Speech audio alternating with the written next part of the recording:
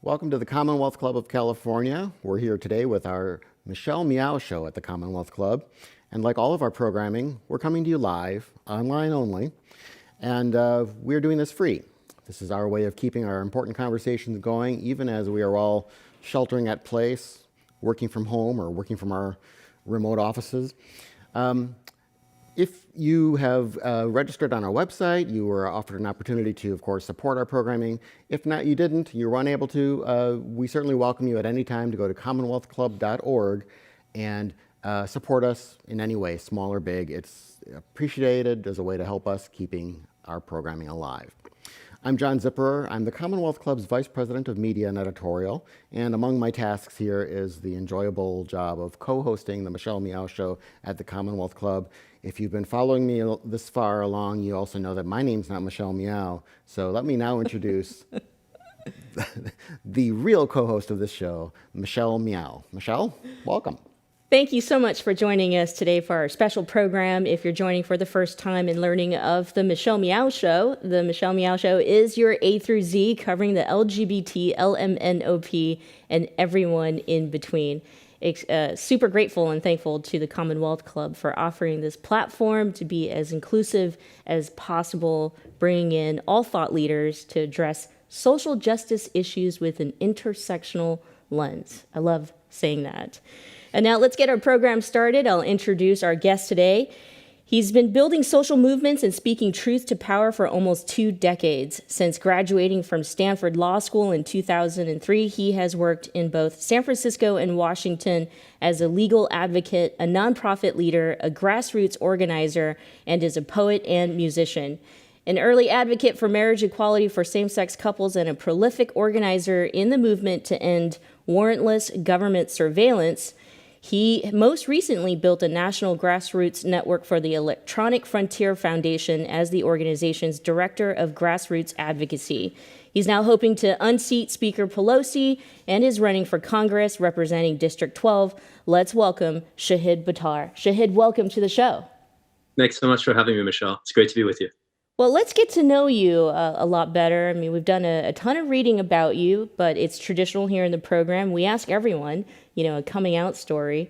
So however way, that sits with you, but I did read you identify as a cisgender, heterosexual Muslim lawyer. Let's talk about your path and recognizing your passion and then making the San Francisco Bay Area your home. Let's hear your story. Thank you. I came here to go to school in the year 2000. I, before that, escaped first England and then rural Missouri and then the south side of Chicago to come to the part of the country, frankly, that I'd always wanted to live in. And when I finished school, one of the very first things I did, and I describe myself in those terms usually when describing my work, promoting marriage equality. And it was not long after finishing at Stanford, when I was working for a San Francisco law firm in the nation's capital, I had a chance to represent the second mayor in the country who recognized the right of consenting adults to marry a partner of their choice. That was Mayor Jason West of New Paltz, New York. And so maybe I'll just tell the story of that case because it sets up the stage here. I met Jason. We were both artists and activists. I was organizing hip hop artists and spoken word artists around the country to reclaim public space and politicize performances. Jason, in addition to being the mayor of his town, was also a prolific puppeteer. He built large, giant puppets that were used in street demonstrations in the Hudson Valley in New York. We were speaking together on a panel at a conference in Washington at American University, the National Conference on Organized Resistance. This was in 2004, I believe. And by the end of it, we traded cards. And when Gavin Newsom here in San Francisco was the first mayor to recognize the right of consenting adults to marry a partner of their choice, Jason and I were on the phone within a few days of that. And when Jason solemnized marriages in New Paltz, it made the movement for marriage equality a national struggle, which it was not before. And, it's interesting, I've heard, and that case, I think, demonstrates a lot of things. For me, it demonstrates particularly the intersectionality of civil rights. And I was so excited to hear you describe the focus for your program, because intersectionality has been a praxis for me very long before the word became widely embraced. And for me, it's just been obvious that marginalizations compound and that privileges compound. As an immigrant Muslim whose family lost our home to foreclosure and who got my undergrad degree going to school at night for 10 years, I've experienced many of those different, and I've been housing insecure at different points. I've seen those locuses of marginalization in my own life, and I've seen them be entirely more pernicious in the lives of others. And I'm eager. My job, my mission is to eradicate marginalization. And I had a chance to do it in that case. I've had a chance to do it in a few other ways since, and I'm eager to continue doing that on behalf of the people of San Francisco as our elected representative in Congress. Well, we're going to get into a lot of the issues that you've gotten into in your campaign, but I want to stick with the kind of getting to know you part and ask, are the politics that you hold now, that you're working for and are dedicated to, have they been the same through your life, or were you non-political in youth? Were you a conservative in your youth? I mean, what's your political evolution been like? Yeah. As a youth, I would say I was rabidly patriotic. As an immigrant, I was very committed to not just the principles in the Constitution and what we were taught in school, but particularly its symbolism and displays. I was a Boy Scout and very committed to even traditional forms of patriotism. One of my brothers was in the Reserves Officer Training Corps, served in the U.S. Army. Another of my brothers was in ROTC before he was medically disqualified with asthma. So between military family, rural Missouri, Boy Scouts, that might sketch a little bit of sort of who I was when I was a young person. Sure. Then my family moved to the suburbs of St. Louis, and throughout at the time my particular concerns, and I remember learning about the Native American genocide in elementary school as a very young person, and that and the exposure to racial diversity and racial inequity. In particularly the faith congregation that my family was part of. So we lived in rural Missouri, and we went to St. Louis to attend a mosque occasionally on the north side of the city.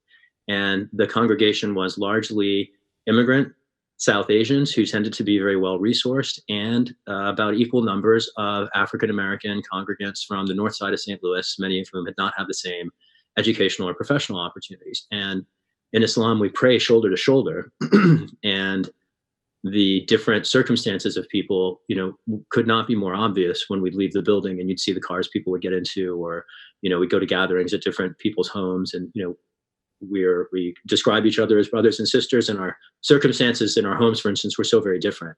And so that was my first exposure. And then learning about the Native American genocide and understanding a little of that history, when we lost our home to foreclosure, for me, I would describe that as experientially reinforcing a set of concerns that I had before developed in the abstract as a student, but not necessarily as someone who had a chance until I was 16 to encounter that kind of marginalization. I mean, I faced prejudice as a very young person in Missouri, but I wouldn't describe it as systematized marginalization. There's a difference between prejudice and racism, and people conflate the two very often, but racism requires institutional power. Individuals can be prejudiced, but it takes a criminal justice system to be racist. It takes capitalism to be racist. And the prejudice that I encountered from largely powerless people in Missouri, I don't think of that as the same way as, seeing the banking system, take homes and deny educations. And I think a lot of the things that many millennials, for instance, have experienced in the last decade, since the last financial crisis, I had the unfortunate experience of encountering and enduring some time before. And at the same time, and just to lay this out, after my family lost our home and I couldn't go to college anymore, and I was down and out in Chicago, the way I got on my feet was working for a series of banks. And so I had a chance before I got my undergrad degree to effectively work on Wall Street and see the corruption that lay behind the curtain. We were selling many of the same derivatives that went on to create the 2008 financial crisis. And I saw the stock market wildly diverge from any, plausible construction of value in the economy. And so I had sort of like those sorts of concerns built on it. And then really what dialed up my set of concerns, and what I might say crystallized the voice that I've had for the last 20 years, was studying what passes for law in the United States at the same time that I witnessed it, effectively its legitimacy crumble in front of me. The Bush versus Gore decision happened just a few months after I started law school. I watched the Patriot Act enacted by a Congress that hadn't even read a bill, that was pulled off a shelf by right-wing authoritarians that were weaponizing a national crisis to impose an authoritarian agenda that we've never repudiated since. I've seen Speaker Pelosi entirely complicit in that all that time.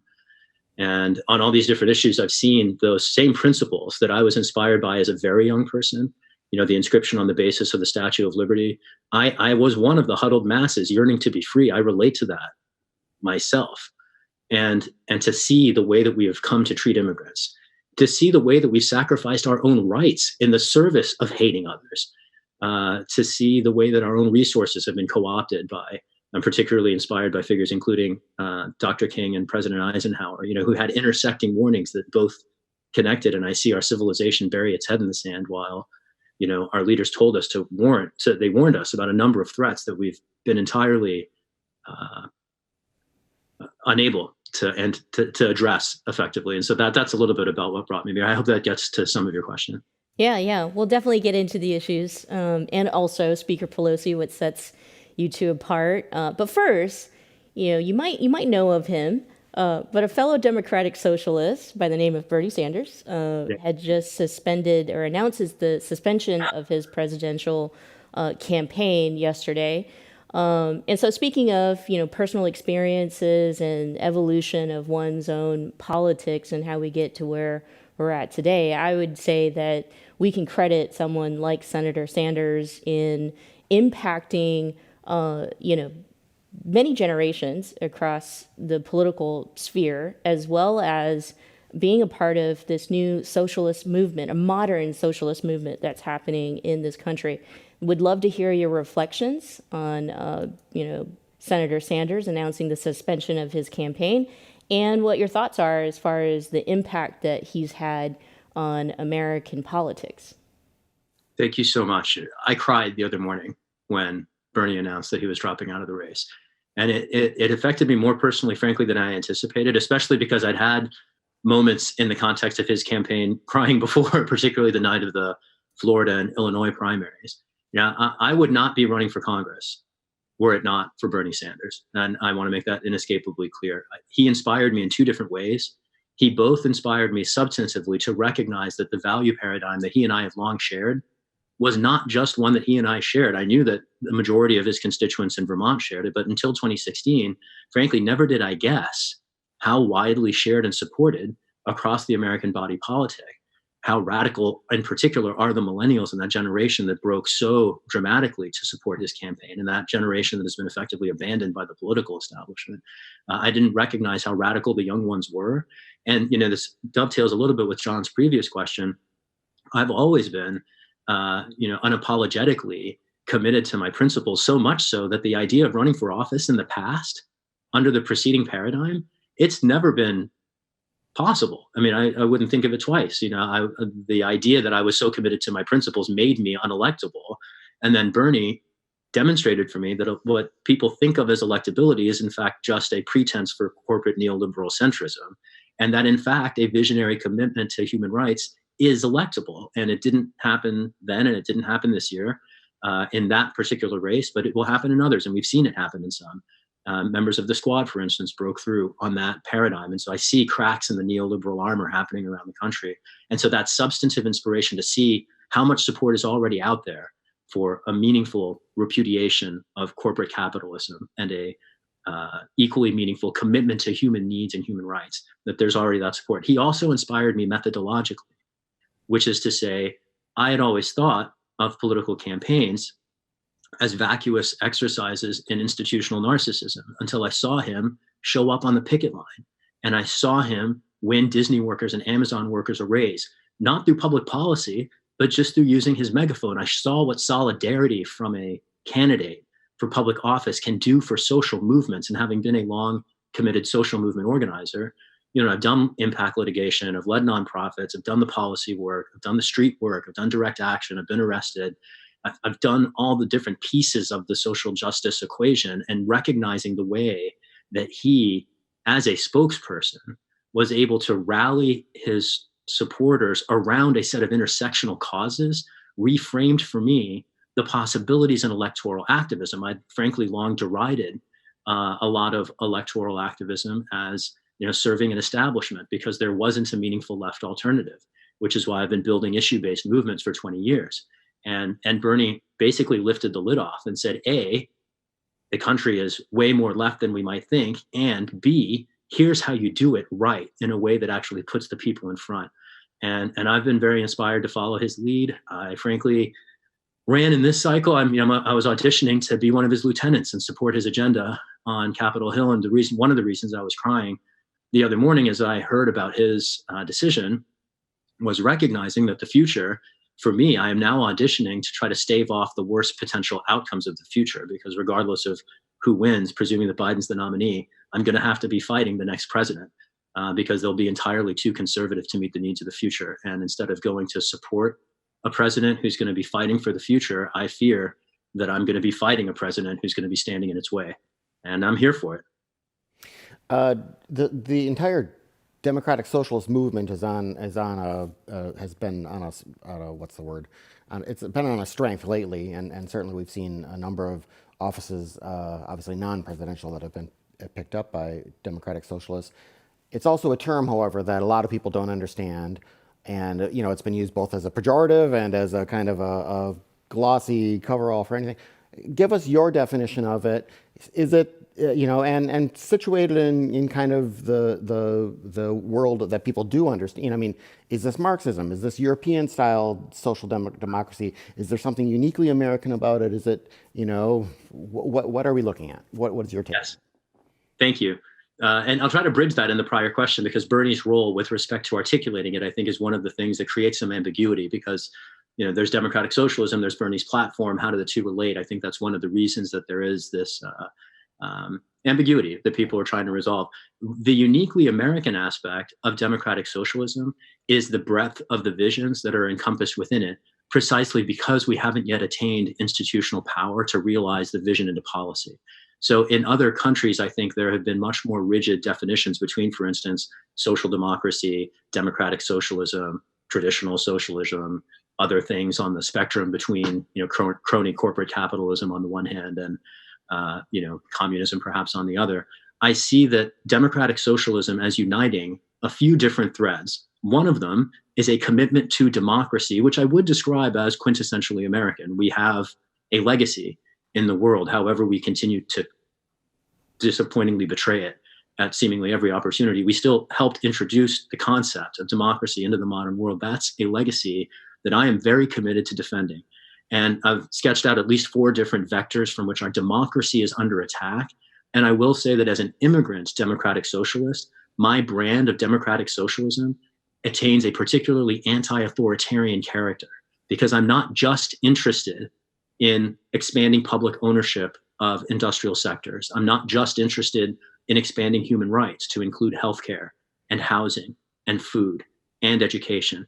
I'm also interested in guarding our democracy from the politicization of our courts, which I've seen happen in slow motion for the last 20 years. I fought the Kavanaugh nomination in 2006 to the DC Circuit, and I spent 3 years at the American Constitution Society preparing a pipeline of progressive jurists for the next Democratic president. And one of my central disappointments in the Obama administration was their refusal, frankly, to consider progressive jurists and their propensity for appointing effectively diverse prosecutors and saying that they'd done their job in diversifying the bench while still conceding its ideological co-optation by the right wing. And so I have a proposal there is to end life tenure, to restore judicial independence in the age of politicized jurisprudence, staggered 18-year terms for Supreme Court justices. Separately from that, there's another dimension threatening our democracy, and that's the erosion of voting rights. We see this in very sharp relief. It was just a few years ago that the Supreme Court struck down Section 5 of the Voting Rights Act, which since the civil rights era had guarded civil rights from erosion by state legislatures. And in the wake of that decision, predictably, I wrote at the time warning that state legislatures controlled by Republicans would start narrowing voting rights, imposing restrictive voter ID requirements, often that require resources that people don't have, effectively poll taxes, denying voting machines to neighborhoods that need them. We saw in Milwaukee this week an absolutely horrific diminution of the number of voting machines available to people. And people in the middle of a pandemic were waiting for hours and hours in the rain, no less, to vote. That's not just an assault on their rights. It's an assault on our republic. The third vector here is the surveillance state. It's a particular concern of mine. I've seen it already shred the political civic character of Muslim American communities, and I've witnessed the chilling effect of government surveillance in destroying democracy within the United States, within some of these communities. I recognize how surveillance inhibits dissent and the threat that poses to the principles that I was taught to love and cherish as an American. And then finally, and this is one of the most pernicious, is executive secrecy. The courts can't review what they don't know about. That was the central lesson of the Snowden revelations. The Supreme Court had just kicked out a case alleging mass surveillance by the NSA, saying that you can't prove it's happening, so we're not going to look at it. It was that case that prompted Snowden 3 weeks later to lay bare all the evidence and say, okay, yeah, well, here now 300 million Americans have standing to sue this program. Not only can courts not correct those things, but Congress can't oversee them. And executive secrecy is the hole in the bucket of our commitment to human rights. There's a part of democratic socialism inflected by a U.S. perspective is challenging the American exceptionalism that for so many observers allow us to excuse casually, for instance, the profound tension between invading countries to impose democracy, particularly when we can't respect it at home. And I think the pretense of the values that our country claims to represent in the world fly in very sharp tension with the reality. And as an immigrant from places around the world that have been, where democracies have suffered at the hands of our military industrial complex, I am here as a voice from the past with an eye to the future to defend very timeless values in the present. Let's get into the issues then, shall we? And so we definitely can't bring up Senator Sanders without talking about a big issue that he brings up for all of us, and that is the wish for Medicare for all, and that's something that you support. And let's dive into that. What does Medicare for all look like? It looks like people being able to get to a doctor or get the medicine they need without having to risk bankruptcy and without having to fear homelessness. It is so appalling to me, not only that we kick sick people into the street when they run out of money, but that so many of us turn a blind eye. It's amazing to me that so many Americans are comfortable with accepting this predatory corporate paradigm that, and I want to be clear about this, it kills Americans every day. And right now, the pandemic makes clear that corporate predatory system is going to kill a lot of Americans, and quickly. We're now dying en masse because of corporate rule. And there's lots of dimensions to this. There was a 17-year-old who died in Los Angeles last week because he was turned away from an urgent care clinic because he couldn't get health insurance, and then he died of COVID. And I'm grateful that Congress, among the stimulus measures, has allowed for free COVID testing, presuming you can find a test kit, but there's no free treatment, even for this pandemic, let alone anything else. And we have the money. This canard that we don't have the resources for Medicare for all is absolutely offensively preposterous. I can point to a single weapons program on which we are hurling $2 trillion for an obsolete weapon that serves no security rationale, doesn't even meet its specifications, and can't do anything to address, even if it did work, which it doesn't, can't do anything to address our real national security needs. They might include a pandemic, biomedical threats. They might include terrorism. What they absolutely do not include are traditional nation state military actors of the sort that the F-35 Joint Strike Fighter program was issued to and developed to counteract. And so we are wasting our resources on unnecessary objects of fraud, while vital objects of human needs are being just abandoned. And there are a couple other things that Medicare for all would look like. It would look like a massive job stimulus, because when people, for instance, well, let's flip it. Let's look at it from the standpoint of employers. When employers no longer have to pay for their employees' health care, it's going to lighten the balance sheets and the income statements of every industry across America. There is no greater potential job stimulus lever we can pull than by socializing the costs of healthcare and removing the burden both from families and from employers. There's another really important part to consider here, and that is the reduction in overall cost commensurate with the improvement of overall outcomes. Bernie says this, I think a lot of people still don't realize. We pay more money for worse outcomes than anywhere in the world. the question I would ask anybody who doesn't support Medicare for all is, how can you say that with a straight face, knowing that we get worse service for more money than any people on this planet? There's no good, there's not even a bad reason for that. There's just no reason at all, except for political timidity and an unfortunate deference to corporate interests. And the last time I checked, the United States presented itself as a democracy, not a corpocracy. And I've been watching corporations run our society off a climate cliff for entirely too long. And at the same time that the corporate rule in that resource extraction context has been predatory at the macrocosm, pharmaceutical companies, health insurance companies, our predatory for-profit healthcare system has been just as predatory in the microcosm. And every American family that has had to go without medical care or medicine because they haven't known how to pay for it proves the dire and urgent necessity for us to join the rest of the industrialized world in recognizing that healthcare is a human right. One last point I'll just make here, and then I'll stop about this. The pandemic makes the case so forcefully because, to whatever extent we might have ever imagined that healthcare is appropriate to treat like a commodity, it makes particularly little sense in an age of pandemic. And I'll try to couch this in terms for economists. We treat healthcare currently like a commodity. People contract for it. They get private insurance to provide for it if they meet catastrophic situations that they can't pay for, right? That's quintessentially a private transaction.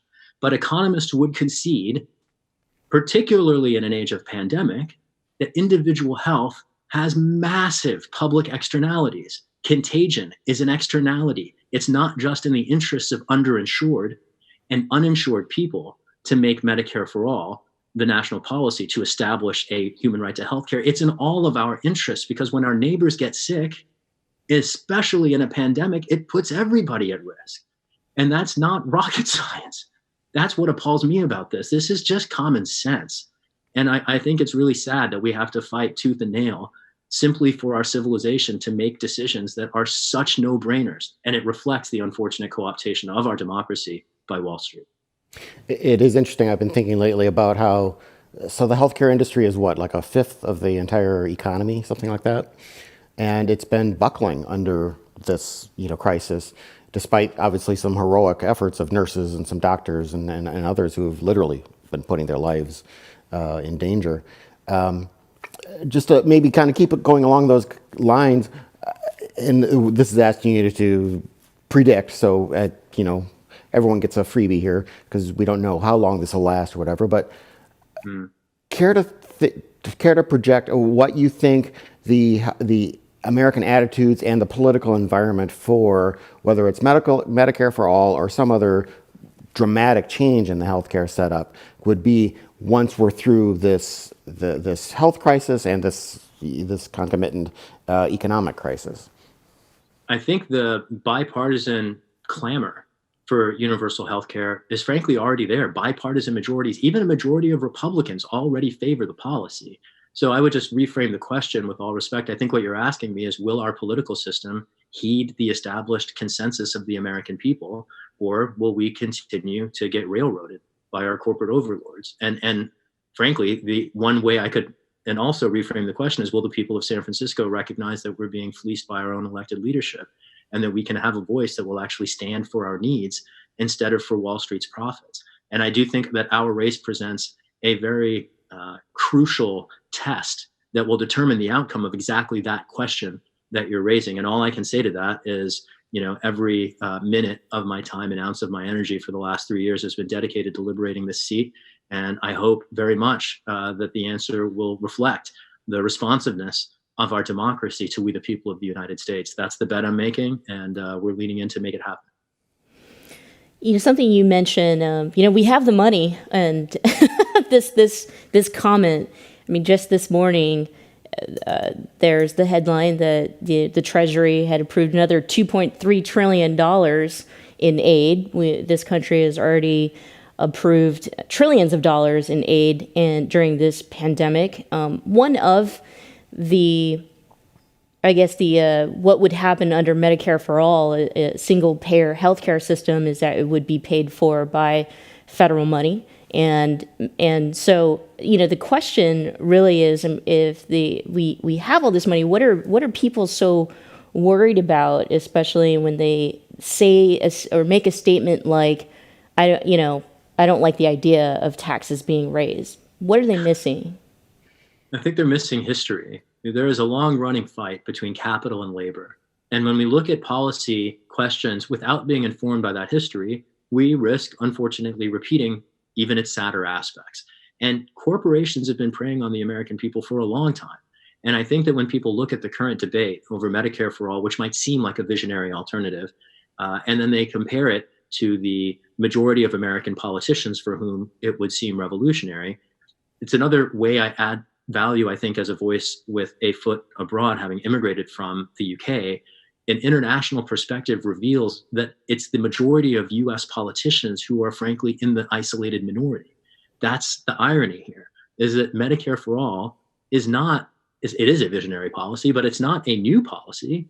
It is the policy for every industrialized country on the planet, with one exception.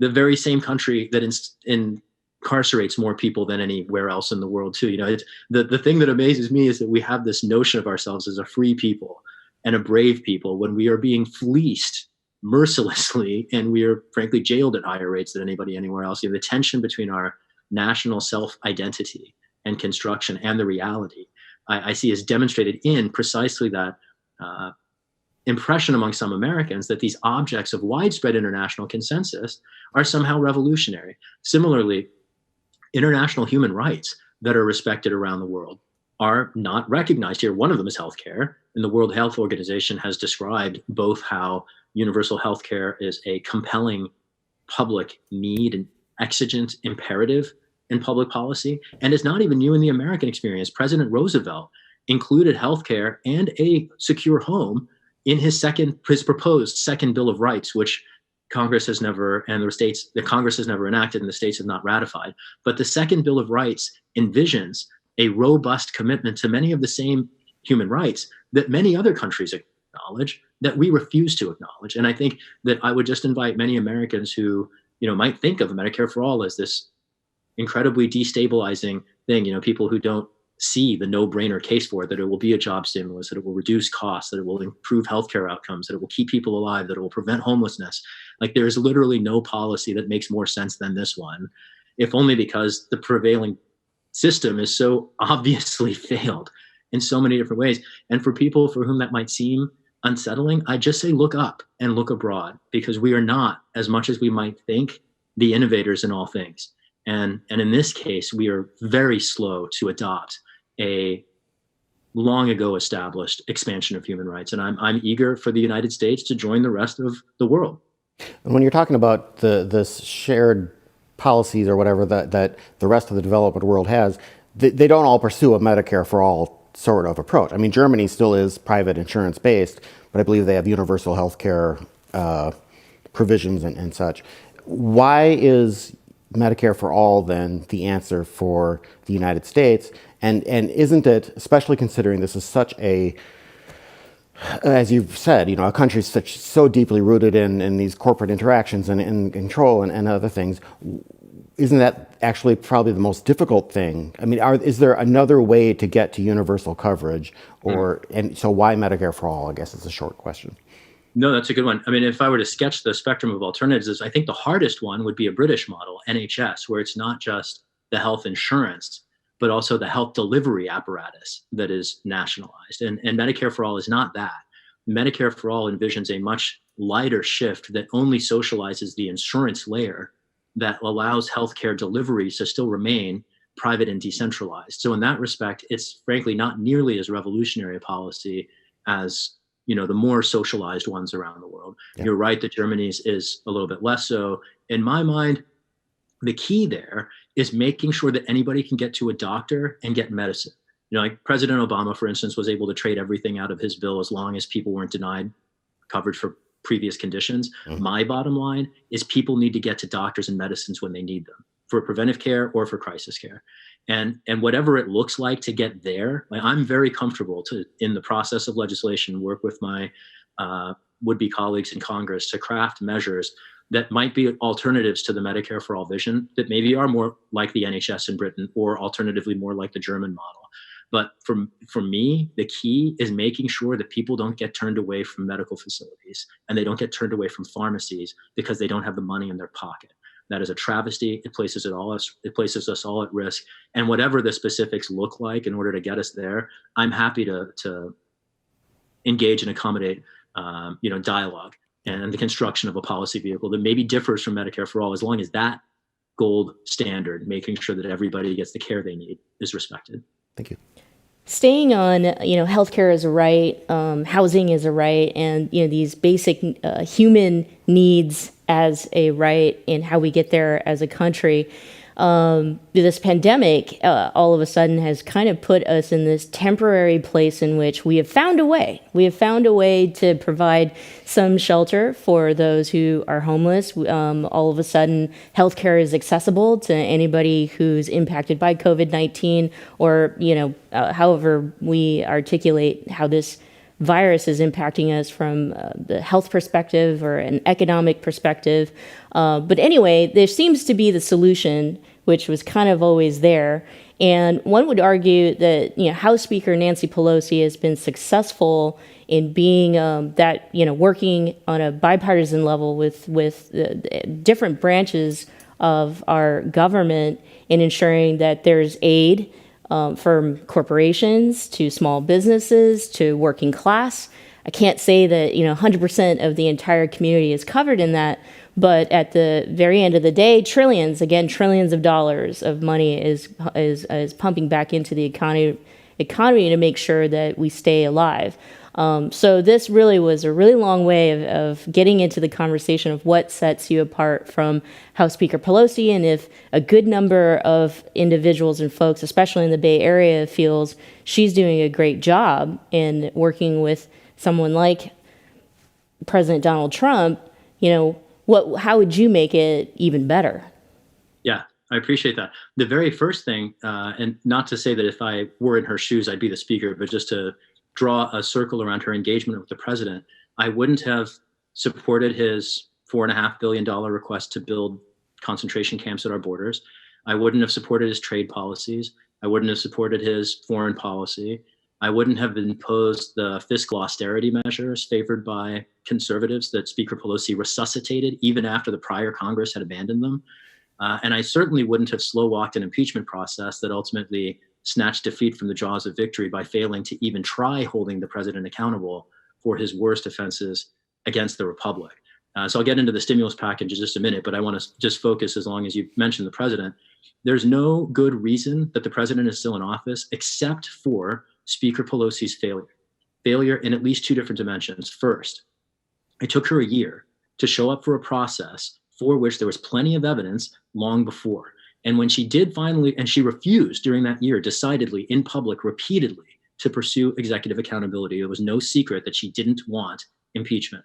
And when she was finally effectively dragged to it by circumstances outside her control, namely the emergence of the leak, the whistleblower, when she did finally concede the need for impeachment, she limited it so dramatically. She said that we're not going to impeach the president for his human rights abuses. We're not going to impeach the president for his incitements to violence. We're not going to impeach the president for his lies to the public and the press and Congress, including, we're not going to impeach the president particularly, and this is the ground that would have won. We're not going to impeach the president, Pelosi said, for corruption. Every day that Trump has been in office, he has been putting public money in his pocket. That is a criminal act, and it is unconstitutional. There is a specific constitutional prohibition against emoluments, that is self-enrichment at public expense. That's all this president does. He doesn't even have a pretense of interest in governance. He's only there to enrich himself. And Speaker Pelosi refused, and this is not just my allegation. Representative Jerry Nadler has confirmed it was Speaker Pelosi who hamstrung the impeachment process and prevented it from including all of the charges that the president should have had to answer for. And that's why he wasn't removed from the Senate. Corruption charges, if the impeachment process was a litany, a recitation of all the different times, it would take years to tell them all, how the president is stealing money from the American people for him and his family, his personal enrichment. If that was what the impeachment process was about, plenty of outraged voters in red states would have put in play GOP votes in the Senate. And because the impeachment process was instead about a partisan crime, which was a crime and should be impeachable, but we also know that impeachment is a political process, not a legal one. It was obvious, frankly, and I wrote as much at the time, that the impeachment light process that Speaker Pelosi finally endorsed was doomed from the beginning. And I saw the nation, frankly, this has happened more than once where I see predictable pitfalls and I warn about them. And I hate being proven right about these things. I warned that body cameras would be a ruse and extend mass surveillance without improving police accountability. And with marriage equality, that was an area where I said we have to respect the rights of our neighbors. In each of these contexts, I've been right. It took Pelosi 10 years to show up for marriage equality after I was fighting for it in the courts as a cis hetero Muslim man from the Midwest.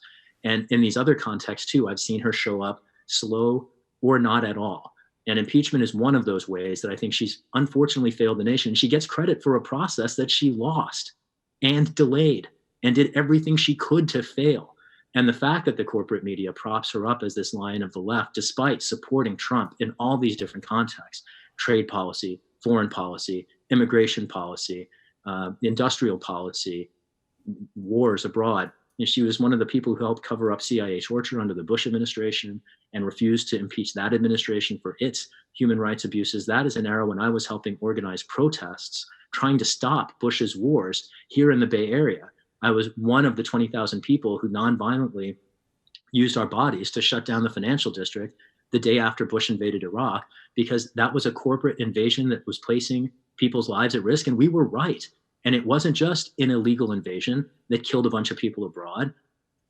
Thousands of Americans died, and that region is still being destabilized. We've wasted, if we didn't have the money for Medicare for all, how did we have the money to waste on Iraq and Afghanistan in the last 2 decades? Afghanistan, the Washington Post reported last fall, has been based, the war in Afghanistan has been based on more than 1 decade of lies persisting through the Bush administration, through the Obama administration, into the Trump administration. And the idea that we have wasted decades and decades, thousands of lives, and trillions of dollars on systematized death at scale with no discernible benefit to anyone is outrageous to me. And frankly, that in my mind should be the central issue in US politics. It's amazing to me that we talk about all these other things when we're just like bombing the smithereens out of people all around the world and funding the Saudi genocide in Yemen. And Trump wants to now go to war with Venezuela as he's engineering right-wing coups in Brazil and Bolivia. I mean, there is a pandemic. There are these domestic crises. I see what's happening internationally in far sharper relief than I think the American political system is internalizing. And it is a very dark time around the world, and we are the driver of much of it. And my family did not migrate twice around the world so that I could see the United States become the center of an axis of evil. And I'm here to defend democracy and the principles that have long made this country great before this criminal president. And Speaker Pelosi's unfortunate and unacceptable complicity with his agenda is ultimately why I'm running to replace her. We're getting a number of questions from people who are watching us, so I want to work in some of those. Someone mentions that voters should have a chance to hear candidates explain why they are best suited to represent San Francisco in Congress. So would you participate in a virtual debate with Nancy Pelosi? Yes, absolutely. I'm very eager to do so, and I want to just develop that a little bit. Nancy Pelosi hasn't debated an opponent in 30 years. And as an immigrant, I take very seriously many components of American democracy that I think many others take for granted. And to me, that is also a little outrageous. I mean, how do you get away with that? In my mind, debating your ideas is part of the job. It's like the first bullet point in the job description is defend your ideas in public. And she won't do it. And I think I know why. It's because, frankly, she can't. Her record is so indefensible. She survives politically on propaganda and a misconstruction of how she actually shows up in Washington. The distinction between the rhetoric surrounding her and the reality is vast.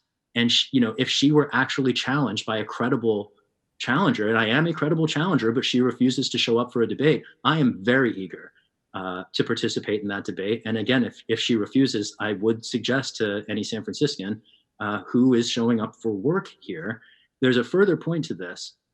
And this relates to ultimately the challenge that we in the democratic socialist arena, this gets back to some of the first questions you were raising, that we present to the establishment. The only reason these issues seem novel to the American people is because they haven't heard from us yet, which is to say the debate might be the ball game. I was saying last fall, at a moment in time when Bernie Sanders and Liz Warren were trading swords, or at least many of their supporters were at a time when the candidates were still in a more détente phase, that was an opportune moment for the left. And if we should be fighting anybody, that was to say Bernie supporters, that we should be knocking out Biden and Buttigieg and Klobuchar to let the nation hear a debate that could have happened between Bernie Sanders and Liz Warren. That debate, frankly, never quite happened. And if it happened, that is the debate that would have transformed the country, because America's never heard from either of those kinds of camps. It speaks to the question that John raised before about the brand of democratic socialism that I and others represent. There are lots of, and I don't want to say that Liz was a democratic socialist at all, because she was a far cry from it. But there are these debates that the American people can learn from. And a debate between me and Pelosi, I think, beyond just an opportunity for our campaign, and particularly an opportunity for the city of San Francisco, I think of it as a teaching and learning and civic opportunity for the nation that her refusal to engage undermines. Maybe the last thing I'll say on this, it was about a month ago, maybe 3 weeks ago, a story emerged in the New York Times that Christine Pelosi, who sits on the Democratic National Committee and is Nancy Pelosi's daughter, had called Bernie Sanders and his campaign operation to complain that one of the figures who have endorsed me, Susan Sarandon, had endorsed me. And I said this on Twitter, and I'll just say it here. If the Pelosis are so concerned about actors endorsing our campaign that they're complaining about it to Bernie Sanders, I would just invite them to show up for work and do what most other people do and debate me in public. And I look forward to having that conversation. Want to keep going? Sure. Want to make sure we have enough time for our audience questions. Sure. Let me go to the next one. Where do you stand on term limits for members of Congress? So term limits seek a valuable goal, which is to say accountability and turnover. And unfortunately, they seek accountability, and what they do is force turnover, and turnover and accountability sometimes run in opposite directions. I'm a favor of term limits for judicial offices. In legislative offices, I think more compelling than term limits is opportunities for public financing of elections that allow challengers to incumbents to be more viable. I similarly, another goal or another way to get at that same goal of accountability and fluidity in politics is my agenda of extending antitrust statutes to encompass political markets. That will give judges a textual basis to, for instance, intervene to correct instances of partisan gerrymandering to ensure competitive elections. I think that the goal for term limits is valuable. The mechanism, I think, is inartful, particularly because among the things that people get over decades in Congress is, you would hope, some modicum of expertise. And frankly, we see this with Pelosi. She is a master tactician. She claims that mantle, and frankly, she deserves it.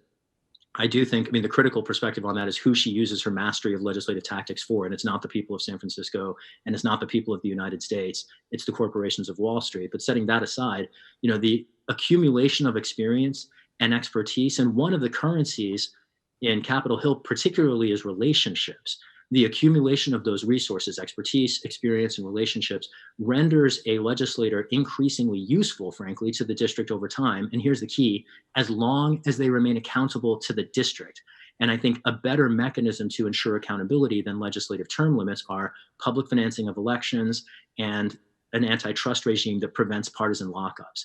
And another example I've benefited from here in California, the jungle primary system, which creates opportunities for intra-party challenges like mine that traditional closed and open primaries do not.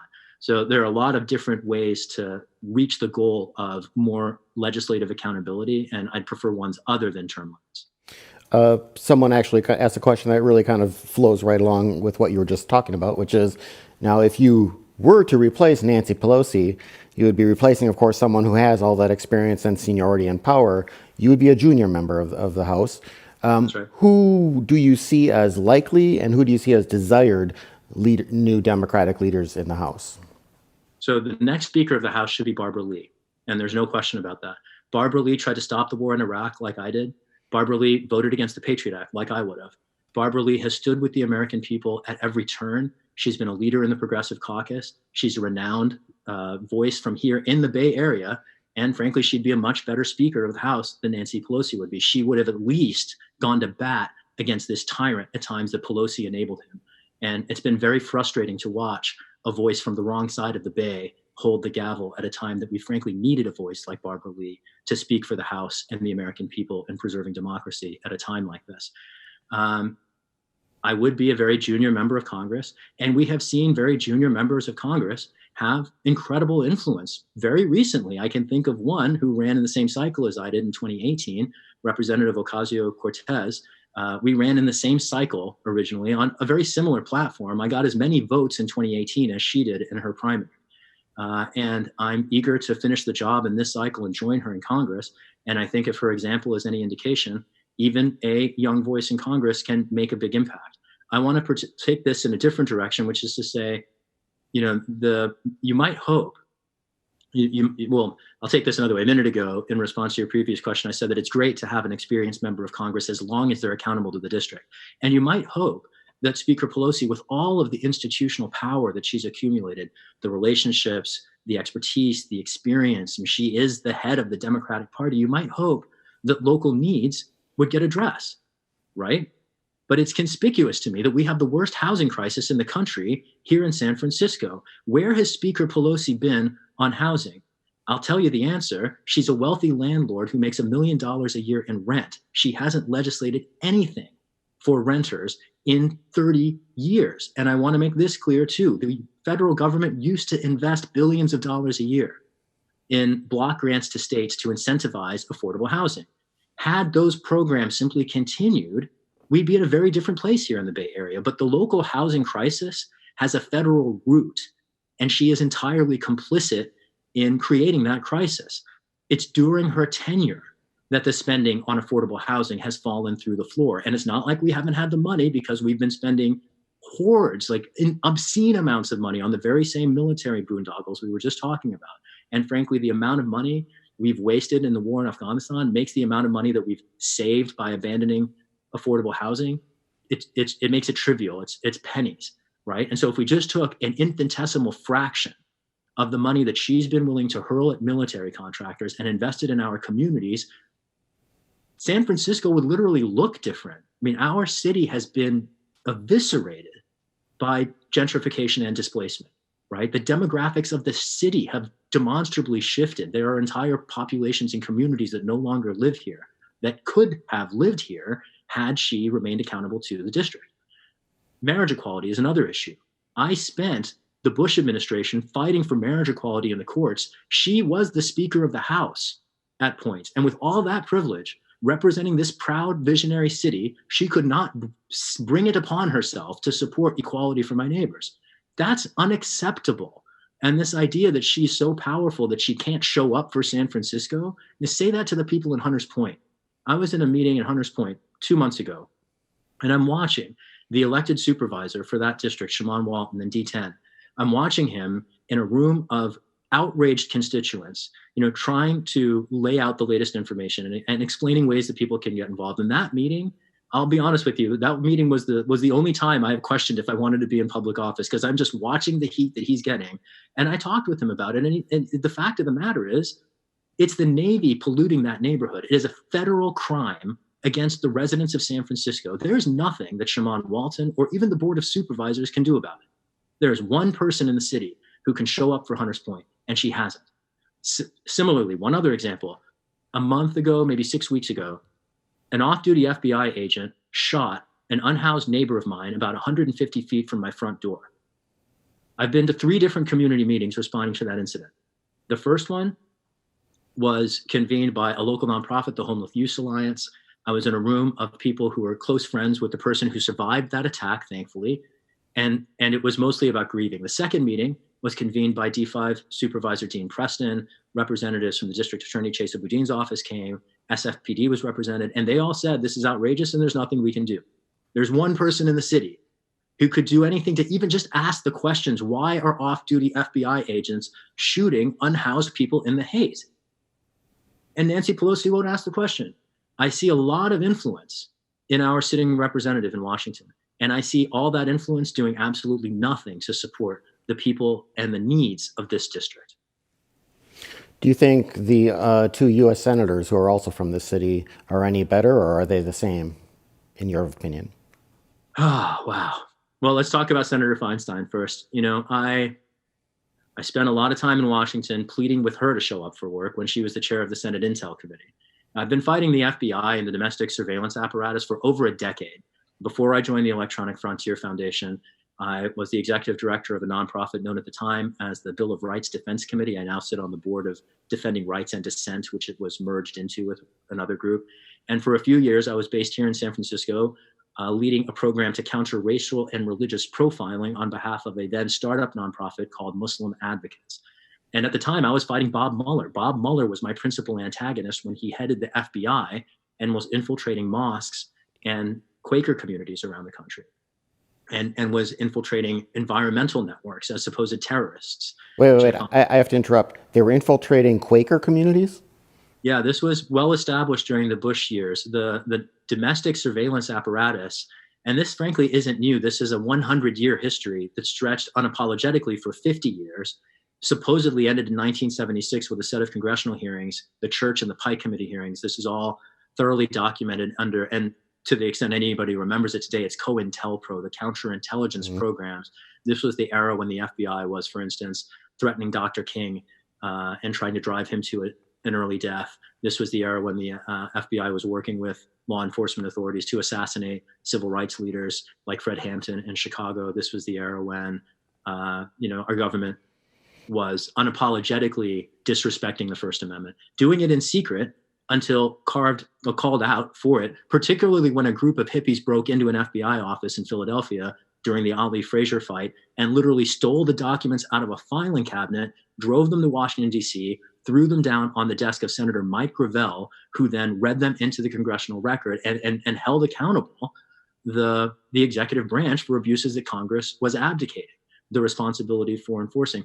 I'm very aware of this history, and every member of Congress swears an oath to defend the Constitution against all enemies, foreign and domestic. And I fear that most members of Congress are not sophisticated enough to even understand what that means, because they keep voting for unconstitutional surveillance, detention, incarceration, and xenophobic, belligerent international policies. And if they understood what it means to defend the Constitution of the United States, they wouldn't be casting those votes. And ultimately, I think that we need people in office who will stand for those principles, especially under administrations led by presidents like this. We're winding down on time. We only have about 6 minutes left, and I had a couple questions that were burning on my end, but I'll start with the first one.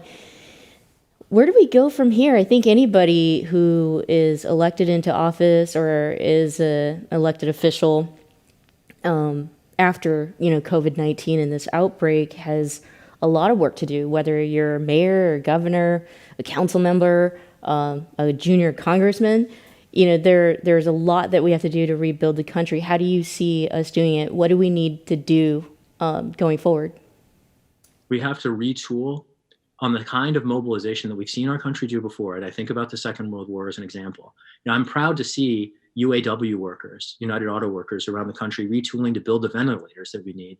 Having, now that we abandoned the domestic manufacturing sector in the 90s in the service of this global trade agenda, we're building that domestic manufacturing capacity. I think that's one crucial part of the next phase. Rebuilding our crumbling infrastructure is going to create opportunities for the job creation we're going to need to meet the unemployment wave.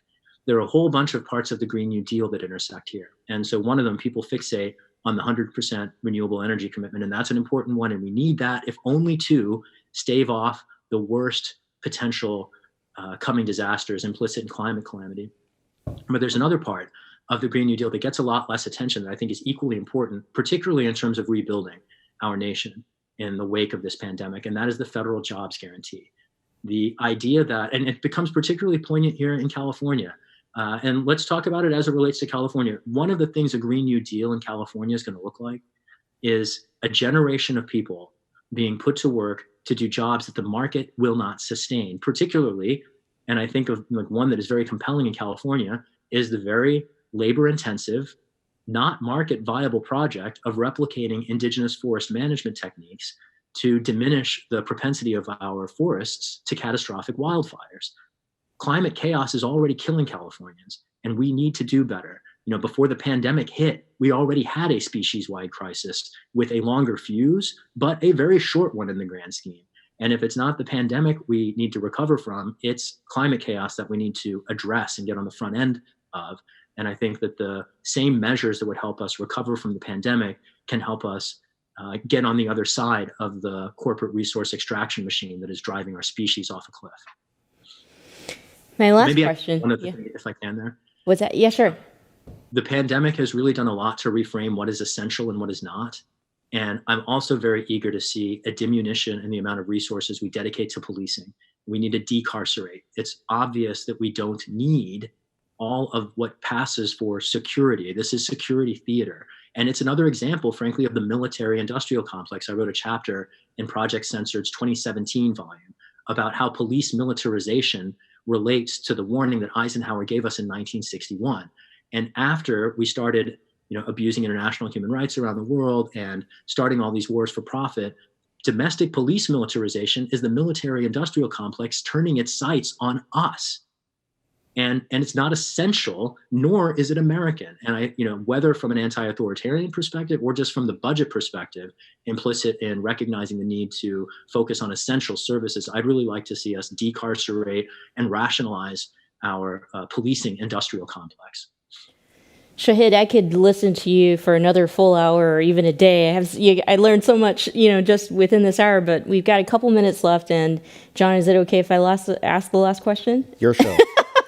So my last question is, and this is a personal one, I really, really would not like to see another Trump presidency for the next 4 years. Yeah. The presumptive Democratic candidate is Joe Biden. And we could use all the support we can to ensure that there isn't another Trump presidency. So the short question is, would you and the communities you serve, the voices that you speak for, support Joe Biden in his efforts to become the next president of the United States? So Joe Biden to me is part of the problem. So, and I live in California that thankfully will vote blue no matter who. So I have a privilege here. In being able to vote my conscience. And I can't vote for somebody who put Clarence Thomas on the Supreme Court, someone who's got an outstanding rape allegation against him, somebody who was complicit in mass incarceration, someone who cheerleaded for the war in Iraq. It's not just the case, and this is one of the things I think that Bernie's movement is responding to. It's not just the case that Bernie is not the nominee. The Democratic Party has settled on the most conservative voice from the presidential field. And you're right that Trump is the worst president we've had in modern history. If Biden were able to beat him, which I don't think he can because he doesn't have any enthusiasm, he can't muster support. And frankly, I don't know how well he's going to do on a debate stage. Every indication seems to be that he's unable to operate without a teleprompter. I'm very concerned both that Biden is not able to win, which is precisely why we shouldn't nominate candidates who don't have support. And I'm also concerned that were Biden successful in attaining the White House, unless his vice president had a very different record than his, I don't think a Biden presidency looks very different than a Trump presidency. Remember, I was talking before about how Trump puts public money in his pocket. Biden's son makes over $500,000 a year for a position he's not qualified for. I see Trump and Biden very much in the same boat. And so, the presumption that he's better because he's a Democrat, there is a perspective from which the biggest difference between Democrats and Republicans in the White House is that when Democrats are there, the people go to sleep. And, all the people who say they would rather go back to brunch, I don't want them at brunch. I want them at the marches. I want them organizing with us. I want their solidarity. And I would just reiterate Dr. King's invitation. He wrote explicitly in the letter from Birmingham jail that deferring justice for the sake of expediency is bankrupt. And in his era, what we lost when we refused to heed his voice was merely justice. But today it's much more than that. We are risking the future of life on this planet by failing to heed his invitation to dismantle the intersecting evils of capitalism and racism and militarism. And Joe Biden has been an agent of each of those evils to the same degree that Donald Trump has. In some respects, frankly, Biden's worse. Trump never wrote a crime bill that put millions of Americans in prison. Trump wasn't in a position to fool the country into illegal wars. Biden's record is thoroughly unacceptable. And he would just continue the paradigm of failure. And so, frankly, at the moment, I think for a lot of Americans, there's nobody in the race to be excited about. And I think that's a real problem. And I think that I fear how that will show up in November. I fear that Democrats learned nothing from 2016. And I should make that clear too. Clinton was a stronger nominee than Biden, and Trump is stronger now than he was then. That concludes our program. Shahid Buttar, who's running for Congress District 12. Thank you so much for joining us here on the Michelle Meow Show at the Commonwealth Club. Thanks for having me. And thank you for joining us for this program. And I'll leave the last words to John. Oh, I would just say, find out about future programs we have. We've got a lot of online programs lined up. They're all free, and we're adding more pretty much every day. So go to commonwealthclub.org/online. Thanks for joining us.